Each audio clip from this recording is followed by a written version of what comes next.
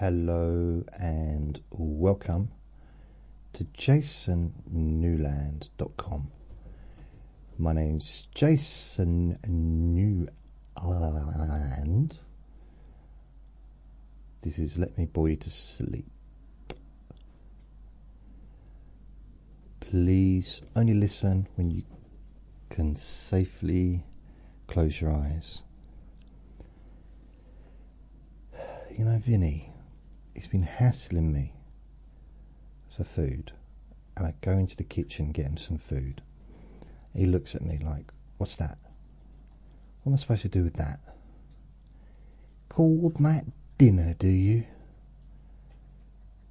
So what he really wanted was a T-R-E-E-E-E-E-T. That's what he wanted. I'm not going to say the word, because he understands that particular word. So before I start, I'd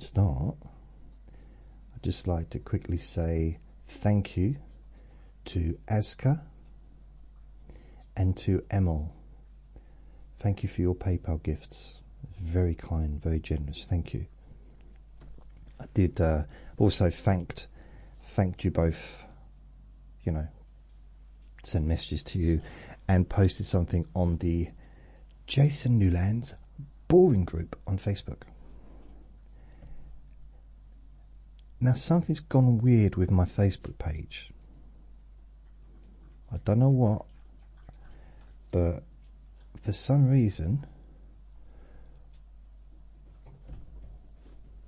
oh no, it's just some messages I received yesterday or early hours this morning have been deleted. They're not there anymore on Messenger. Oh, I've got to do this. Oh, that was my cardigan, by the way. Oh, you want to know what? Have I got an OnlyFans? I thought about it actually. I thought about getting an OnlyFans page. And, you know, doing what a lot of other people do, charge £10 a month. But if I charged £200 a month and promised to keep my clothes on, I could make a fortune. Oh dear. There's a joke in there somewhere. There's a joke. A jokey joke. I saw a really weird thing on YouTube. Not the first weird thing I've seen. I was watching the Apollo, and you know, live at the Apollo, you know, things like that. And I used to watch that years ago. I'm talking, blimey.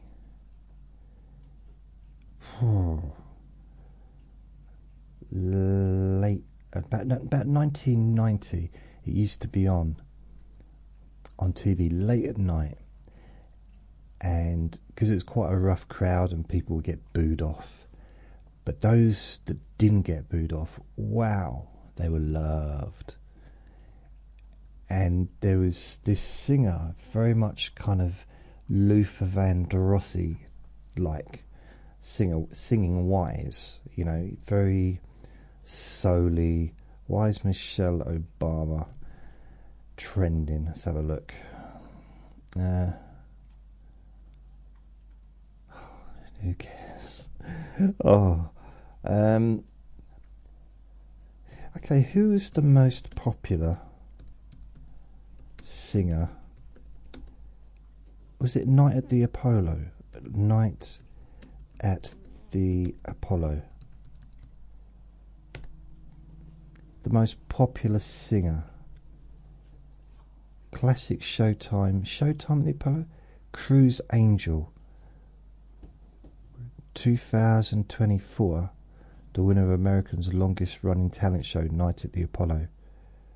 Right. Okay, 1990. 1990. Snap. Is it Snap? DeCrory. Decory. 25 classic showtime at the Apollo. Because there was one, this man, and he kept winning. Kept winning and winning and winning and winning.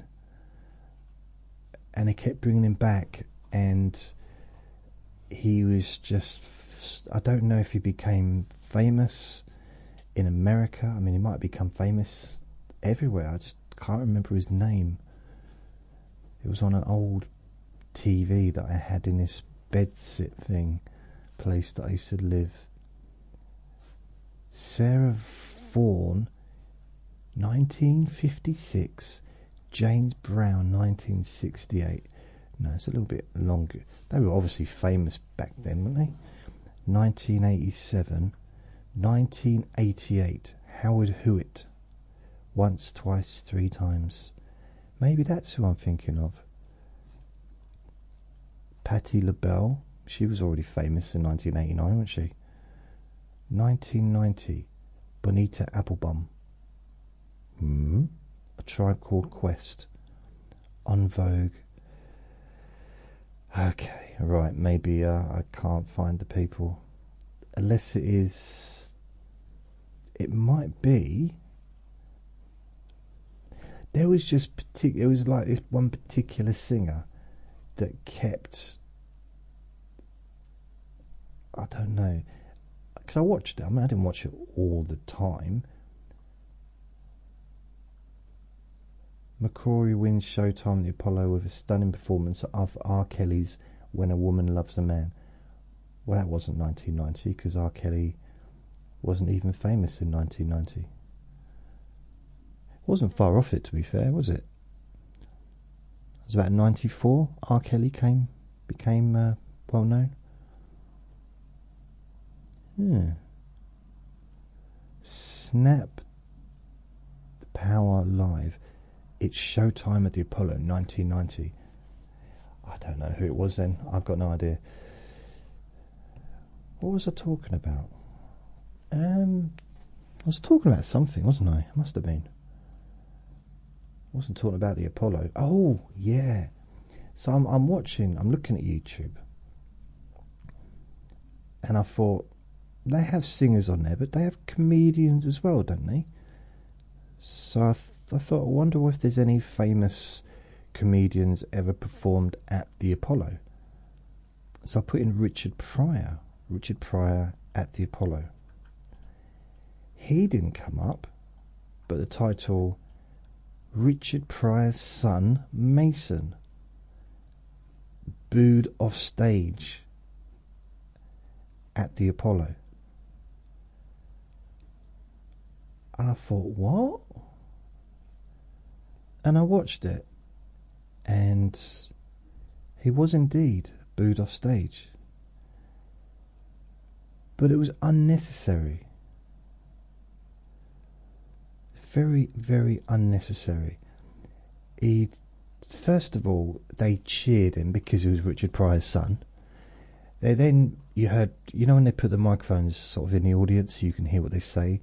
They do that on the X Factor, they used to do that on the X Factor when it was around. I think they probably do it on Britain's Got Talent. They never used to do it, but they've done it more like the last 10 years. So you always hear someone in the audience say, "Oh." So, something like that. Oh, like ha ha ha ha. Just sounds. They make sounds. And when Mason Pryor, Richard Pryor's son, his youngest son apparently, gets on stage, I think he was introduced as Richard Pryor's son, which is never probably a good thing, really, because I don't know, in America there's no comedian more famous than Richard Pryor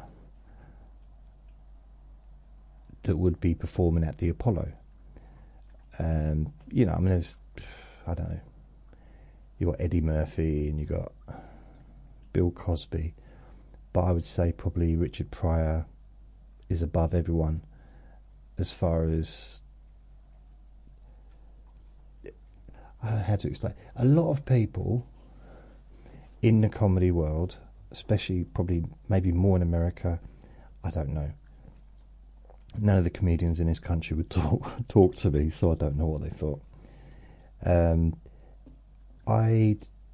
Richard Pryor was the king of comedy.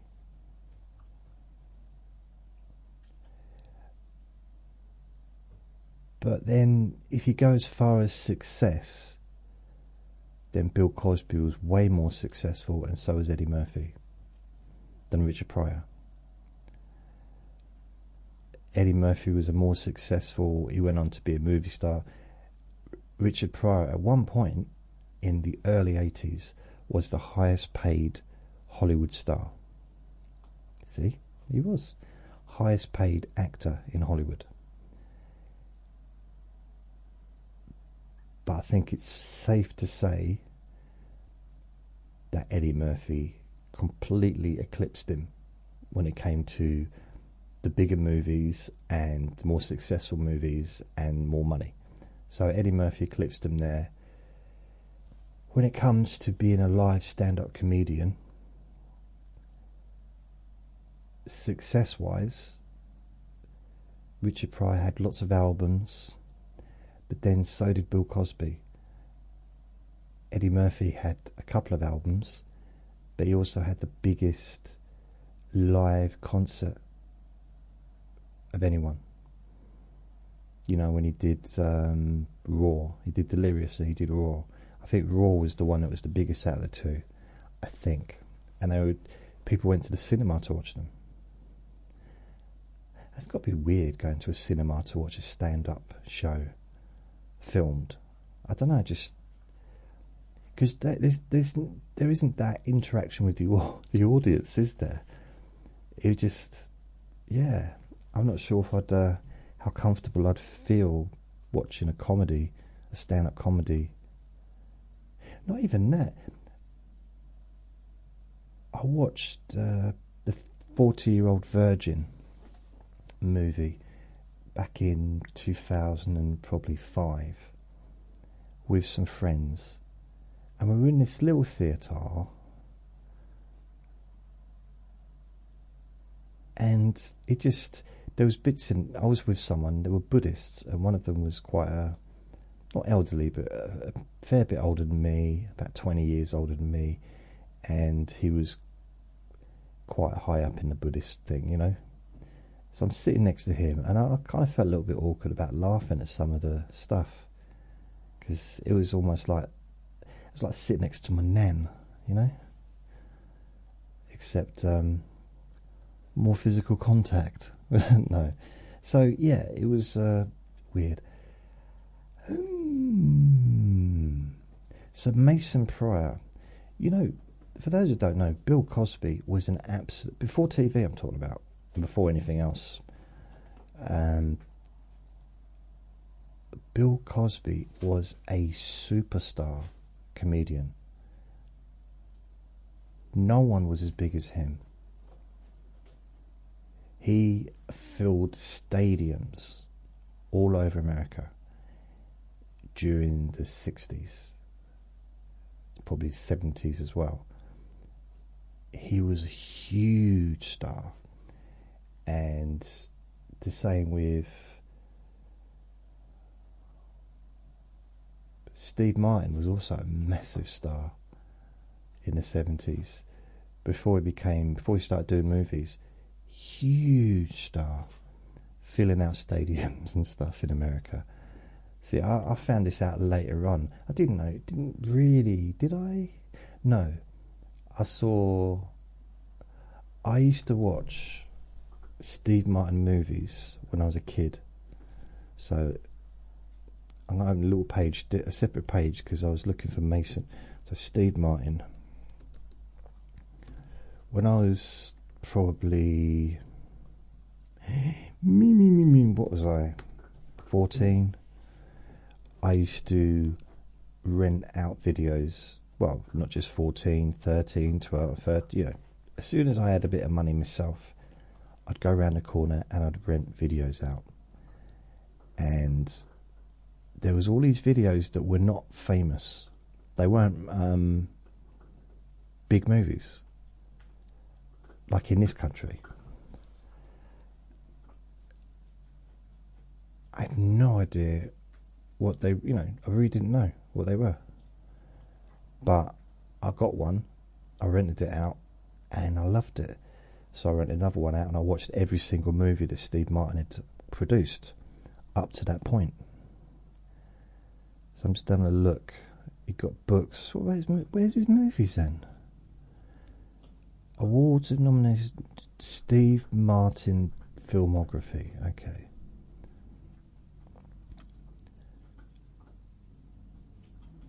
Okay, well, because he was already famous in the 70s. The first thing I probably would have seen him in. No, it wouldn't have been. So, I don't think I saw The Jerk until I was older. But the ones I did see, there was 1, 2, 3, 4, 5, or 4 at least. I don't remember Pennies from Heaven, but there was Dead Men Don't Wear Plaid, or Plaid, The Man with Two Brains. So Dead Men Don't Wear Plaid, 1982, The Man with Two Brains, 1983, The Lonely Guy and All of Me, 1984. So I watched those movies during that period because I was still at school, and they weren't, well, to be fair, maybe they were at the cinema because I was too young rather, to watch them. Too old. So I don't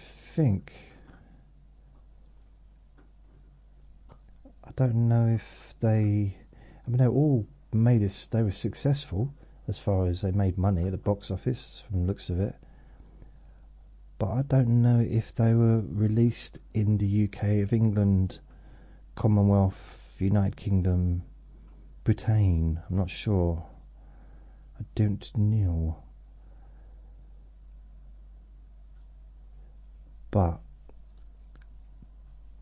they were funny. They are still, to me, they were his funniest movies. Dead Men Don't Wear Plaid, The Man with Two Brains, The Lonely Guy, and All of Me. So Dead Men Don't Wear Plaid, that was like a detective one. The Man with Two Brains, so he's in love, he's a surgeon, a brain surgeon, and he's in love with a woman who's not really into him, but she just lead him along, I think for his money or whatever. And yeah, so that was funny. And there's one time when she keeps offering him, like, we're going to make love today, and he's like, okay, really, and then it doesn't happen. And eventually she said, we're really going to do it. And he said, but I've got 2 brains to do. I've got to do brain surgery on 2 people. I hope I'm not spoiling the plot. I mean, this was 42 years ago. And she said, well, the sooner you get home, the better, the quicker we can get it on. So he's there, and he's literally doing brain surgery on 2 people at the same time, spinning their scalp to get it off. And it's just silly, but it's funny. Very funny. And there's another bit I think is I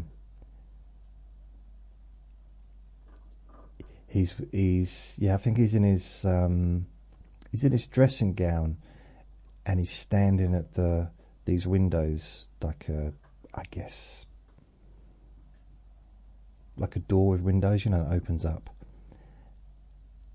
and he's looking at the swimming pool, and the lady that he really likes, it waves at him, and you just hear crack as the window, the glass in the door, like, breaks open. Okay, I'll leave that for you to figure out what happened there. So that's a funny movie. Lonely Guy. So Lonely Guy is that. These are spoilers. If you don't want to know what happens in these movies, don't listen.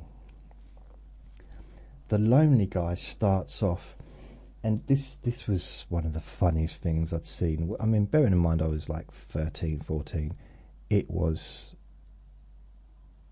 just couldn't, it was hilarious.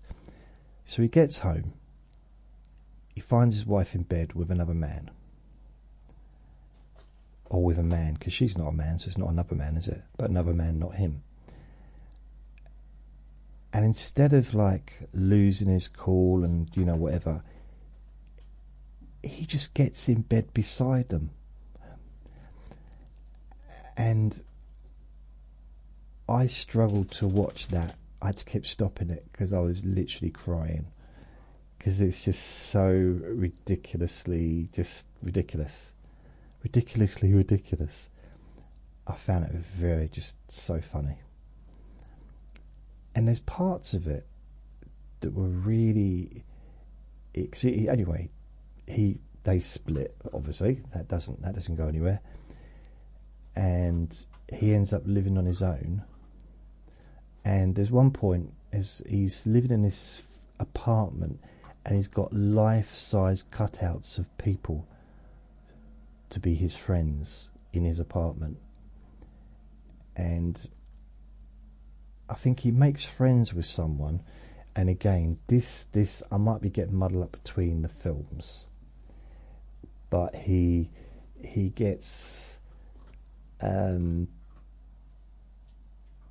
it's a funny movie. There's one really, it's funny, but it's also a bit dark as well, where he's made a new friend, but his new friend is going through it, and his new friend,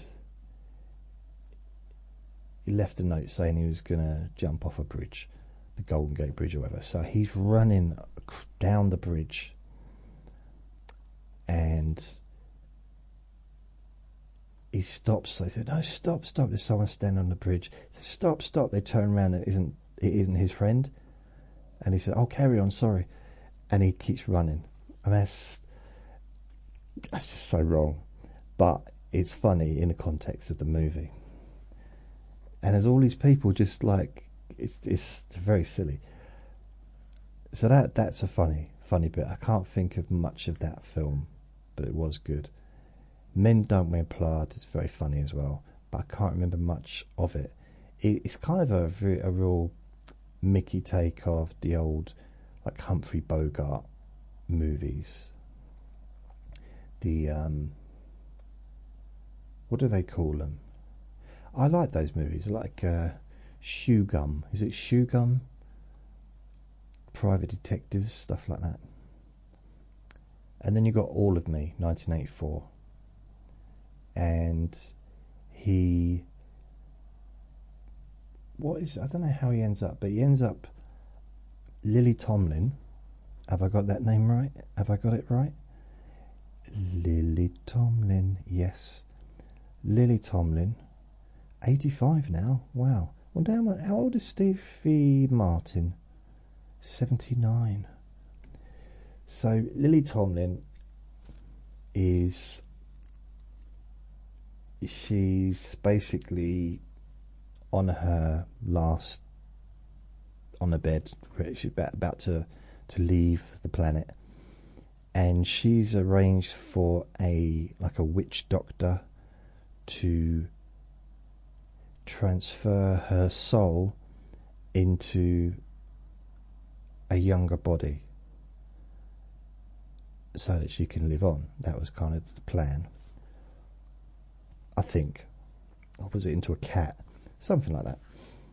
Well, it went wrong, and the body, her soul, went into Steve Martin. So half of him is being controlled by her, and half of him is being controlled by himself.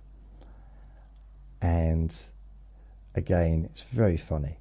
Well, it was back then. It might not be very popular now, but it's I found it hilarious. The Jerk. Again, I like The Jerk, but I didn't see it until probably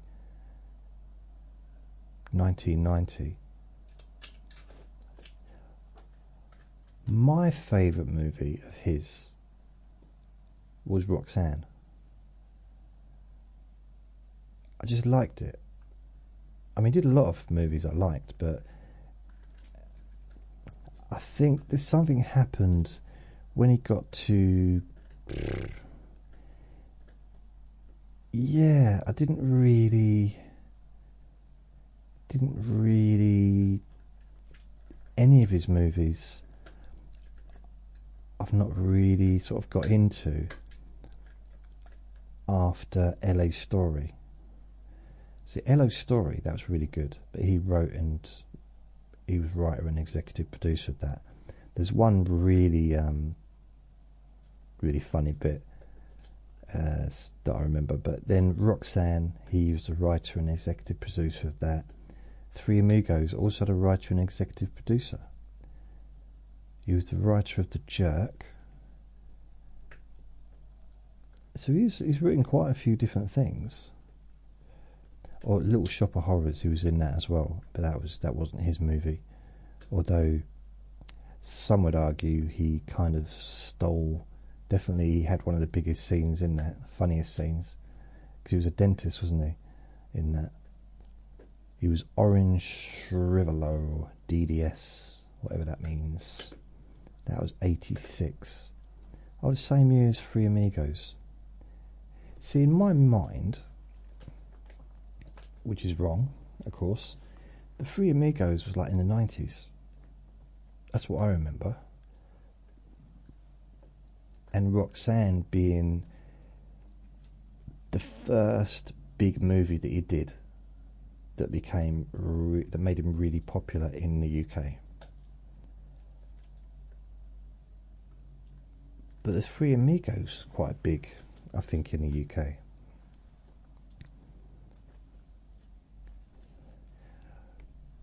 Let me have a look.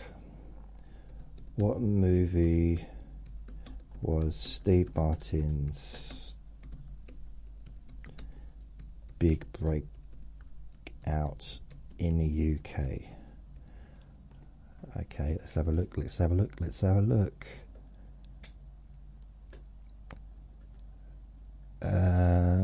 No.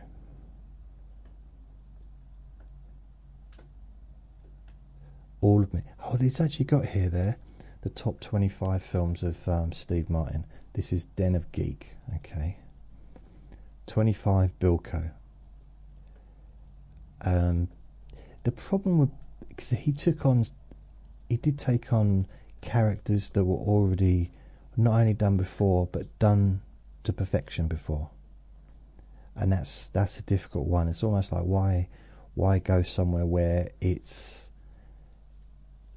done. You can't beat Sergeant Bilko. You can't be better than him. You can't be better than Peter Sellers as the Pink Panther, well, as Inspector Clouseau. It can't be beaten. It's not that you can't do it great, but they've been done, and they were done. I mean, blimey, the Pink Panther there was what, 4 or 5 films, and Sergeant Bilko had his TV show for years. So it's kind of difficult, I think. He did it. I mean, there's one very funny bit in one of the Pink Panther, one that I found funny, and he goes into, like, there's some crime, and he goes into he's a recording studio, and he said, so they're outside the recording studio, you know, where all the recording bits are, but inside the actual studio where the microphone is, that's kind of all sealed off. And he said, is it soundproof in there? And they said yes. So he walks in there, closes the door, and lets off a massive fart, but everyone else can hear it. See, that, for me, with my very simplistic humour, I mean, to be honest, I've never watched any of the Pink Panther movies that he did all the way through. I've just seen clips, because I grew up with the originals, and because I'm a fan of Steve Martin, I didn't want to taint it by watching something that he didn't need to do, however weird it might sound. Father of the Bride, again, they were huge, big star, wasn't it? Big movie, but I didn't really watch it. Now, number 18, that's at number 19. Number 18, now we're getting somewhere. The Lonely Guy. Very funny. Number 18, I would have put that a lot higher. The Muppet Movie, I mean, that, yeah, he was good in that, to be fair. But that was, I think the Muppets always stole the show, didn't they, in their own movies. LA Story, number 15. I did like LA Story. It was the first movie for a while that I liked, that he did, for a little while. And it was very different from what he'd previously done. See, Pennies from Heaven, I never watched it. I watched the UK version, or the British version. Number 13 is Dirty Rotten Scoundrels. Now, that is a good film. It's very funny. So, him and Michael Caine, great pairing. The Three Amigos, yeah, it's funny. I'm not sure if I liked it at the time. I think I probably did. Little Shop of Horrors, which is number 11 on this list. I'll always like that movie. But it wasn't because of Steve Martin. It was just, the whole movie was great. The songs, everyone in it was really good. And it's just a really great movie. So Leap of Faith, no, I didn't really watch that. I've seen it, didn't really like it. Number 9, Deaf Men Don't Wear Plaid or Plaid. It's really funny. If you get a chance to watch it, very funny. It's one of those great movies that probably most people haven't watched, I would argue. I'm not reading it off the screen, doesn't say that. It says one of these movies that a lot of people might not have seen. See, it's different wording. No, it doesn't say that. I made it up myself. I made all of it up. If you ever get a chance to watch it, they're the films I would recommend, the early movies that he did. Dead Men Don't Wear Plaid, I think it's in black and white, or in that side, that colouring that was kind of like black and white. Roxanne, I just like the movie. It's really good, very funny. He's great. All the characters are really good in it, and it's also kind of feel good as well. There's one character in it, and it's very strange, and I don't know why this appealed to me, but he's a fireman, because Steve Martin's a fireman in this movie, I'm pretty sure he is, and one of the firemen or firefighters, he's caught reading a book. Someone catches him reading a book, so he covers it up, and then you see him going into the bookshop, and he's reading philosophy books, but he doesn't want anyone to know that he reads stuff like that. And I just thought, it's a little bit like me. Well, nothing like me really, but I used to like to read and philosophy and stuff like that. The difference is I didn't understand any of it. Yeah. Trains, Planes and Automobiles at number 6. Again, it's like a perfect movie, really. It's kind of that, for me, again, I'm just talking from my own perspective. The way he worked really well with Michael Caine.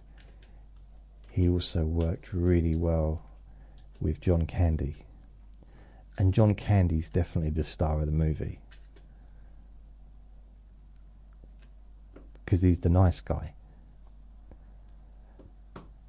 But Steve Martin doesn't play a nice character in that movie, really.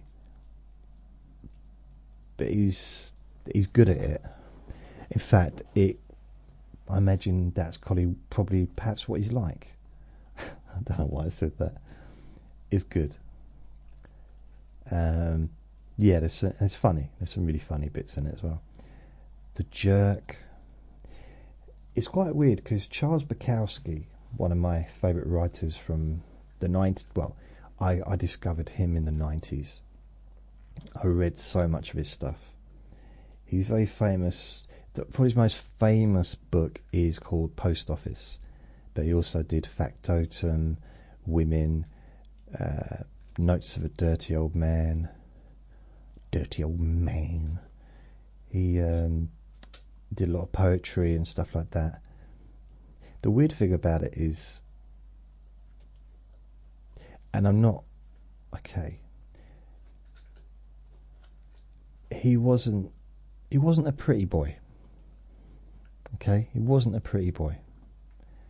And you might say, why are you saying that? That's a bit rude. I don't mean it rudely, but if he wasn't the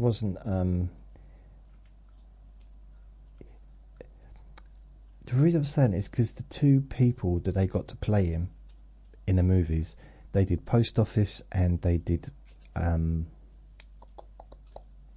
what's it, not Barstool, Bar Rent, Barbug, Barbie, what do they call it? Someone hangs around a bar. Barfly. He was in because that was another one of his books. So Mickey Rourke played him in Barfly, and this is before Mickey Rourke's boxing career. So this was when he was still a heartthrob. And Post Office had Matt Dillon. And that was 20 years ago. So Matt Dillon was also a heartthrob. And it's just really weird that they got such really handsome, super handsome men to play someone that was he was a different looking person. Well, I'm a big fan. I'm not judging his appearance. I'm not in a position to do that anyway, but yeah, he was quite he was an intimidating kind of fella. You know, he was kind of, and Mickey Rourke and Matt Dillon. Is it Matt Dillon? Have I got the right name now? Matt Dillon. They weren't intimidating. Well, maybe Mickey Rourke a little bit, but Matt Dillon wasn't. In the movie, he was, I don't know. But you can't argue they're both, well, you can argue if you want. They are very good actors. But I don't think it did justice to the movie, because a lot of the time he was playing an out, like, because he was very, very reliant on alcohol during his life. Old Charles Bukowski, one of the things he's famous for, other than like writing. And he had a very, I just got a messenger from Cara.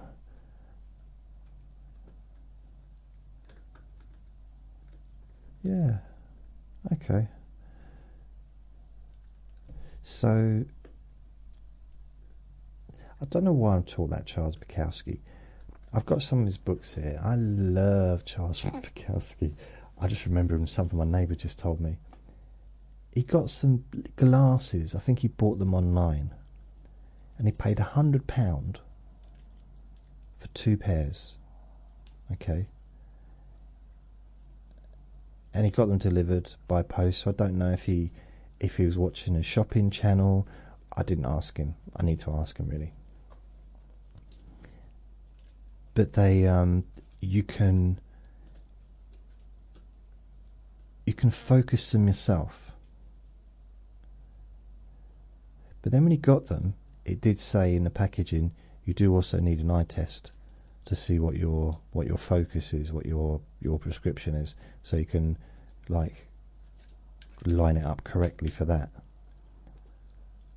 So he bought them to avoid going to, well, I don't know, but I'm guessing from what he said, he didn't want to go to the opticians. And I need to have a look at these glasses because that sounds quite good. I imagine that's what it used to be like. You know, in the old days. The old days. Like the really old days, before me. I don't know, 400 or 500 years ago, whenever glasses... When were glasses invented? Glasses invented... What year was that? The 13th century, according to 3 sources. The first eyeglasses, this is Wikipedia, so it might be true. The first eyeglasses were estimated to have been made in central Italy, most likely in Pisa or Florence, by about 1290. In a sermon delivered on the 23rd of February 1306, the Dominican friar Giorgiano da Pisa, what does C mean? Circulation? 1255 to 1311, wrote, "It is not yet 20 years since there was found the art of making eyeglasses, which makes oh, it doesn't take me to which there's okay, I can't find it. So they've been around a while. But let's have glasses, new self focusing glasses. Let me see what these are. What? Glasses Direct, £15. So why did these dial adjustable glasses, variable focus for reading distance and vision? So they're £50, 59 each. So we did say he spent £100 for 2. Smithsonian Magazine, researchers at the University of Utah have developed smart glasses with liquid lenses that can automatically adjust their focus. It says adjusts to your vision. I don't want it to adjust to my vision. I want it to adjust to what I need it to be, not what it is. You imagine you put glasses on and everything's foggy. It's like, brilliant. Great. Yim, yim, yim, yim, yim, yim, yim. These smart glasses adjust to your vision automatically. The glasses' liquid lenses change shape according to the distance of objects, making reading glasses and bifocals unnecessary. And then showing a picture and they're awful. It's like, come on, they can't look like that. No one's going to wear them if they look like that. Wow, okay. They need, yeah. That's the thing though, isn't it? Because they're not... I did see some prototype glasses that do exactly that. They adjust to your vision automatically and... Oh no, this is 2017. Why are you showing me stuff from like 8 years ago?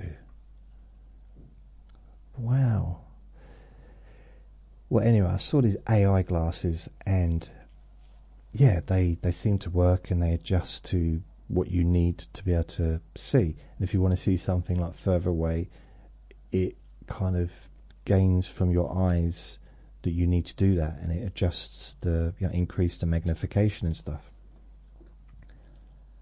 unfortunately, they're really bulksome,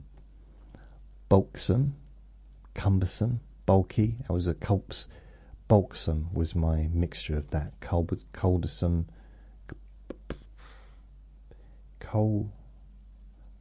Bulky and coldesome. Coldesome? It doesn't even sound like a rid. Cumbersome, blimey. I mean, they were like huge. You needed two people either side of the glasses to carry them, so they need to make them a little bit smaller. It won't be long though. I tell you what, I do believe. Do you remember? Do you remember Star Trek? The next one, not the. You got the first one with Captain Kirk and Spocky and all that stuff. The next generation, or whatever it was called, which was in the late 80s, and so you had Captain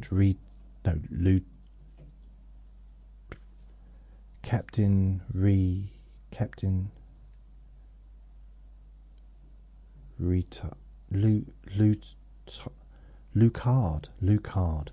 So Captain Lucard, and had Worf, the pasty head. What else? Riker, who was his number one or number two. I got a bit confused about that, because surely Captain is number one, which means I wouldn't want to be anyone's number two, would you? Number two. And you had Data, who was the android. And then Geordie, I think it was Geordie, who was the mechanics, who was in charge of the mechanics, and he couldn't see, but he had these, what he could see with these visors, the visor that he had on, like these dark glass things, but he could see perfectly with that. That's where we're going. That's how things are moving along.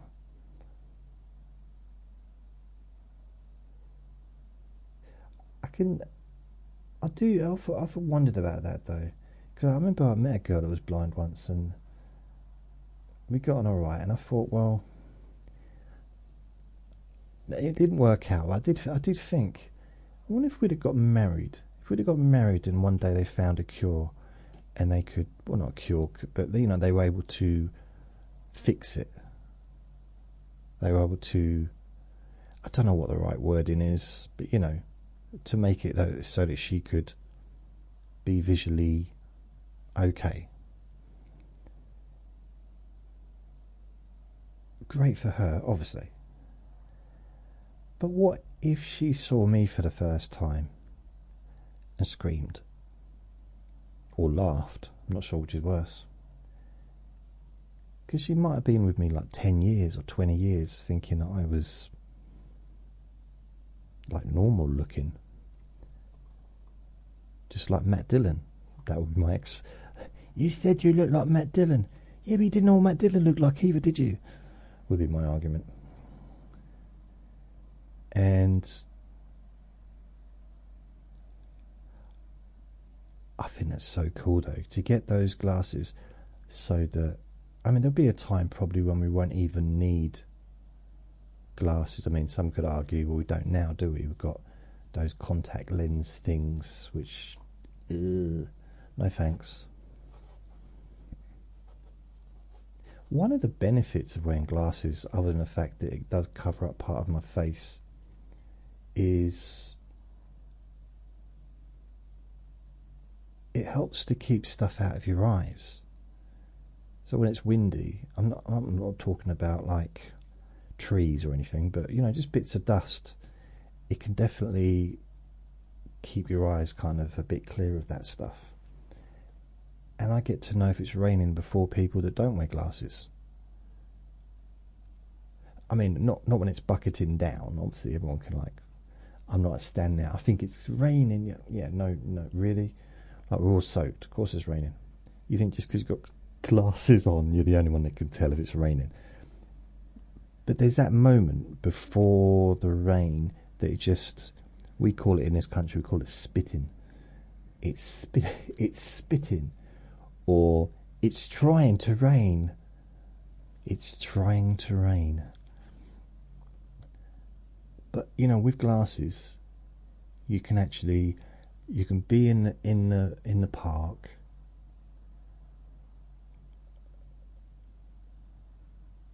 and you can feel it on your glass. I remember some of the dog walkers, I say, "Oh, it's going to rain."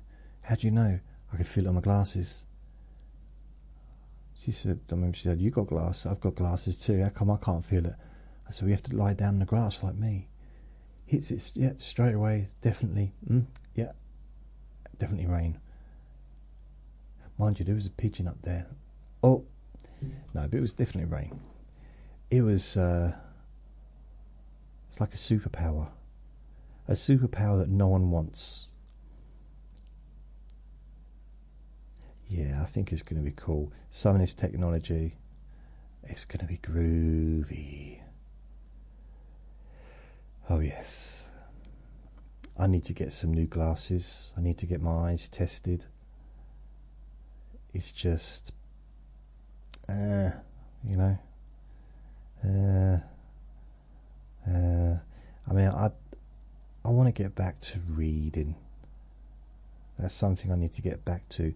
Not that I don't read, but just so much of my reading's now done on a screen. And it seemed a little bit of a shame to miss, to not make use of books the way I used to, and my love of books. Just going into bookshops. Although the bookshop we have here, like in this, well, it's in town, but it's just tiny. I like the London bookshops, the big ones, Foyles, Books, etc. Blackwell's. I don't know if any of them are still there now, but huge bookstores, and you haven't got to stand next to anyone. Because in this town, if you want to look at the psychology section or the philosophy section or the I don't know what other section there might be, but if someone's already standing there, that's it, you're done. But if you go to Foyles and you want to look at the psychology section, the psychology or the philosophy section is bigger than the entire shop in my town. So you can look at the same section for like an hour and still not bump into each other unless you want to.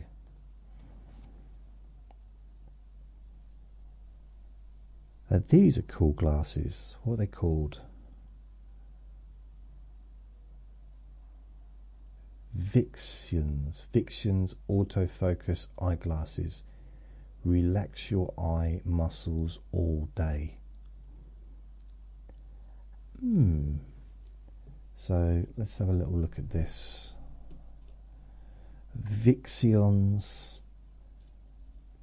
This is 2024. Good. That annoyed me. Coming across a page from 2018, 2017. Vixions autofocus eyeglasses. The letter you see reveals your ADHD type. Oh, really? That's a test thing they want to do.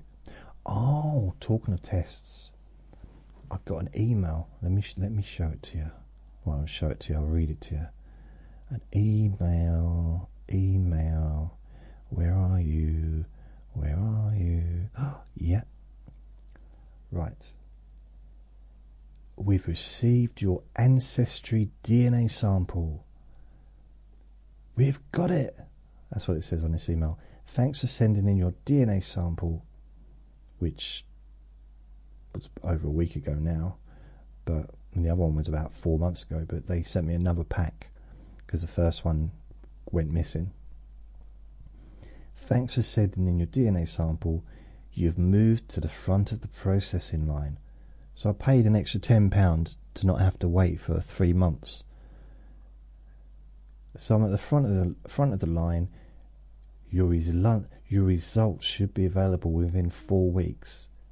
Why have I gone to the front of the line if I'm still going to have to wait a month? Wow. So let's say check on the status. Discover unique story. Sign in. I don't know what my name is. I know what my name is. I just don't know what the... Okay, so also I've used that email address. So here's the password.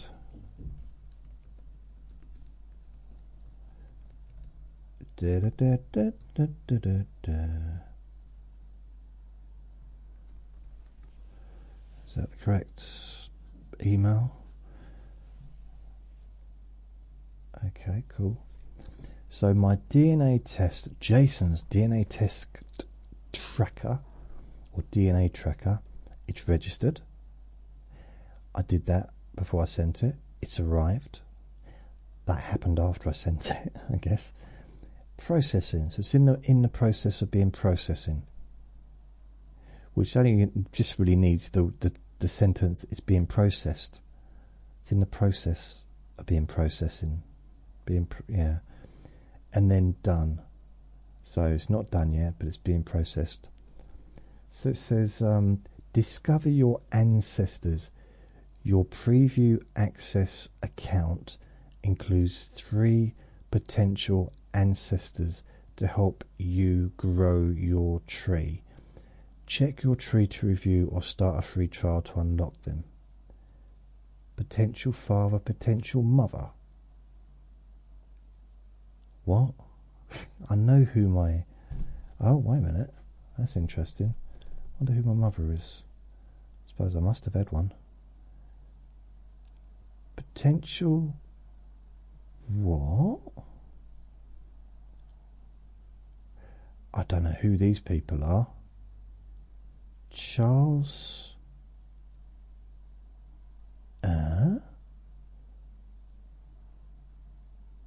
1825? 1820? Blimey. So, according to this, I don't know. According to this, it's got my granddad. No, not even my grand. Would it be my granddad? It might be. It might even be my great granddad. Then my great. So it's either my mum's dad or my mum's granddad. And then his parents, which was 1825 to whatever. Then their parents, 1807 to 1875. I don't know. I mean, I never really... Oh, okay. Parents. So I've got her parents. My mum's none, yeah. So I've got some of my stuff done. Apparently, this is interesting. Well, kind of interesting. Let's have a look.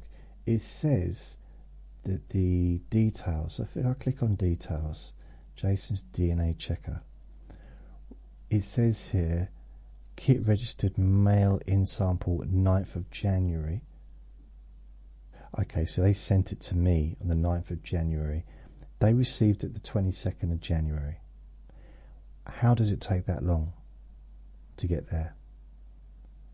That's, I mean, they must be paying. I don't get it. Don't get it. So it says here, would you like to see what you'll get when results are ready for you? And this is example results. You'll get a breakdown of places you may come from. So it's here. This example says ancestral regions: Scotland, France, Ethiopia, and Eritrea, southern Italy, Ireland, Khoisan, Aka, and Mabuti peoples. So it's got, on this one, it's got 44% Scottish, 31% French or France, 6% Ethiopian, 5% southern Italy, Ireland 5%. So that's not mine, that's just a sample. So that'll be good to see where I come from. On average, ancestor DNA members connect to 7 ancestral regions. Does it tell me what those regions are? It doesn't. It's just different parts of the world, I guess. And then 30 regions is the most anyone has ever gotten. Fewer than 1% connect to just one region. Ooh. You learn about your ancestors and where they moved as well. Oh, that's interesting. So, and then it says, on average, ancestry DNA members connect to 6 ancestral journeys. Okay. DNA matches are people in our database who are related to each other. You get a list of your matches. So that's because what here, mother, 50% shared DNA, and of course, you know, we have 50% of our father and 50% of our mother. And then it's got, this is just like examples, of course. Jane, Sandra, aunt or half sister. Julienne, 7, first cousin. Ah. You know what? I don't know why the whole world just doesn't do this. Do it? Could you imagine? I know people have gone like, oh no, if they take our DNA. Well, we could find out so much about each other, not about each other, about ourselves. And yeah, but then if they did that, how many people have been married to their relatives that don't know it? So I guess, yeah, maybe that's people don't want to know. But I mean, there used to be a thing. I lived in this little town, and it was quite well known that probably 70, 80 years before I'd lived there, maybe 100 years, people used to just travel to the outskirts of the town in the countryside and meet up with other people from another town and maybe get together, have a dance, maybe have a little bit of a frolic, a little bit of a romantic moment, and then never see them again. Maybe it'd be in the dark, wouldn't even know what they looked like, never see them again. And then later on in life, their kids perhaps would meet up. And, you know, so it's kind of, yeah. I'm not talking about Norwich, I'm just saying generally it could be anywhere. I think it happened a lot around the country because there wasn't so much travelling, especially when there was no cars and stuff.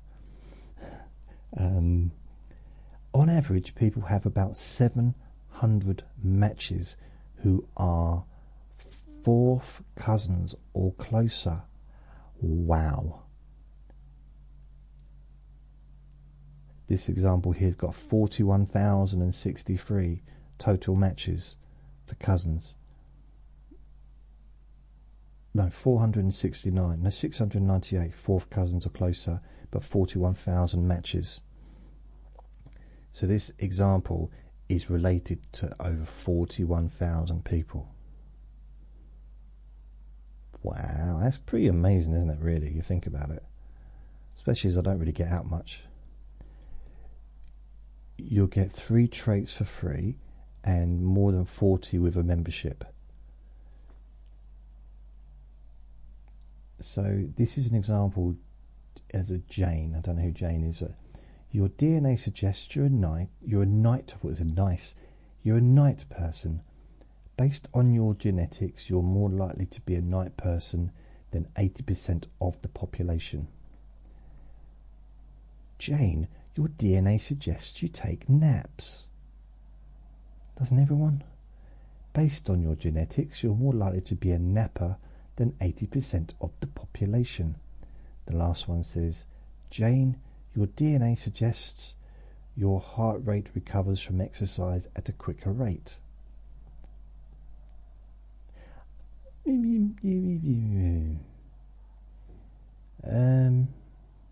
mean, I can see how they get that if they did samples, everyone connected with that DNA, that strain of DNA would be an example of someone that was physically fit or had a tendency to do certain things. I don't know enough about it, to be honest. And here's another one: 40 plus traits by parent and new traits as they're released. Personality: dancing, born to dance or have 2 left feet, ? Dance moves can be learnt, but certain parts of dancing have a genetic component. So I wonder, does that mean that I'm genetically able to talk rubbish for long periods of time? Do you think that's a genetic thing? I actually discovered years ago, my dad, I haven't discovered my dad, I've known him for a while. Where was it? It was at one of the weddings. It was at a wedding, probably in the last 10 years, I would say. And he was sitting at the bar and he was on the phone. And he was having this big, long conversation, and he was including me and my brother in the conversation. It was a funny conversation. And after about 10 minutes, we realised he wasn't even talking to anyone. He was just pretending to have a conversation with an invisible, not an invisible, but it was just a made up he was making it up as he went along. That's a side of him that I don't really see very often. Well, I don't really see. He was drinking and stuff, but yeah, so maybe, because from a verbal perspective, my dad's verbal. He's not so verbal with me, but he can be a chatterbox. My nan was a chatterbox, and I mean that with respect. You know, she liked to have a good old chat. My granddad, nothing. Well, I didn't see that side of him anyway, if he did. I probably a bit chatty. Probably a little bit chatty. Yeah. Vinny is sighing. You think so, dear? Really? Yes, thanks. So that is really basically what I'm going to be waiting to get in the next month. So I'm hoping before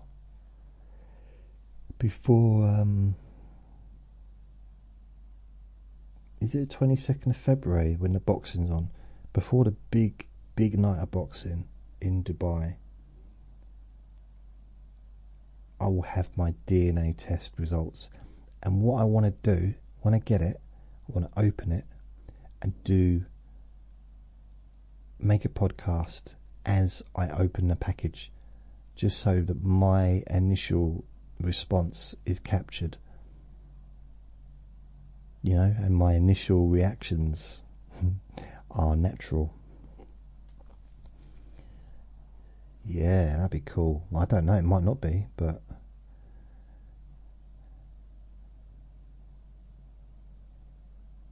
I'd like to do more stuff like this. I'm going to look to see what else is out there, what's available, what kind of tests and stuff. I'll tell you something that's thrown me off today. I drink bottled water. I get through quite a bit of water in a day. Hence the my toilet asking for a pay rise. And I've been using. I've gone from. I don't always get the same bottled water. It depends what's available. I've been drinking. What is it? Well, that's old Buxton. I've been drinking Buxton water for the last week or so. And now I've moved on to it's Sainsbury's still British spring water. So it's their own brand or whatever. And the Buxton has a screw-on lid. This one has a flippy up lid. Oops, that metal thing has to go, I tell you. It's really getting in the way. I'm going to have to remove that. It's really throwing me off having to flip it because I keep trying to turn it. Guaranteed, when I go back to Buxton again, I'll be trying to flip it instead of turning it. Just I need some consistency. Anyway, I'm now going to make myself some food. What else does a parent? Oh, discover what side of your family your matches are on. I also said that apparently. It might be worth signing up to get more information once I've got my DNA results. But it always depends, doesn't it? It depends on who else in my DNA line has kind of, done a DNA test, who's joined that. I just think it'd be so cool if everybody just got on board and did it. Look, and just, I don't know, maybe if it was, I mean, with AI, the simple fact is, I say a simple fact, but I've kind of been following AI for a few years now, all the latest advancements, and I don't understand a lot of it, but I do follow it. I try to follow it.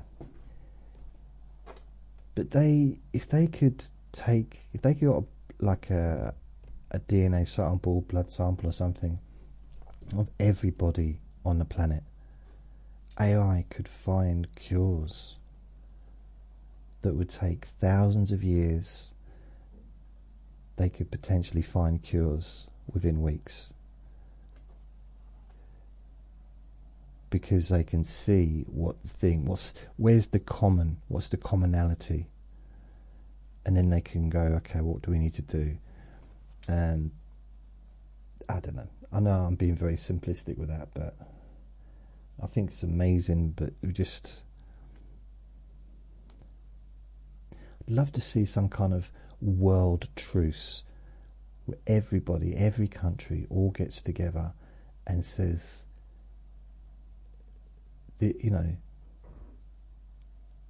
let's just get this done. Let's work on this and find a way to help everybody. And I love the idea of moving out into out into space. Not Mars necessarily, but there are planets out there that do have a livable atmosphere as far as they're aware. They've found at least one planet that's similar to us, but I think it's 3.5 times bigger. But it's got the same chemicals, like structure, as this planet has, including water as well, I think. So, but it's a long way away. But what I was thinking is, if you got a spaceship and you put solar panels on top of it and got it just to travel around the sun, to keep traveling, and no limit to how fast it can go, and it's completely powered by the sun, and the more power it gets, the faster it goes, and then you just let it run and you just aim it to where you want it to go, and let it go. And you might be able to reach a different galaxy or universe or whatever in maybe a couple of days. Travel millions of miles because it's the speed's that good. I don't know. Just a thought. Can't be that difficult to do. If someone like me can think it up, someone out there should be able to just go and do it. Go on, just get it done. Or as Captain Lucard would say, make it so. I've got a little taste for Star Trek today for some reason. Wonder why. Right, well that's me done. I don't know how long I've been talking for, but it is definitely time for me to eat some food. So I'm going to say thank you for listening. Remember to be kind to yourself, because you do deserve to be happy. And be gentle with yourself and do something nice just for you. And tomorrow is Q&A Friday. I've got 7 questions already. If you've got any other questions, please, between now and probably tomorrow afternoon UK time, you can add a few more questions on my Jason Newland's boring group, and I will attempt to answer all of them. So I'll speak to you again tomorrow. Lots of love. Bye.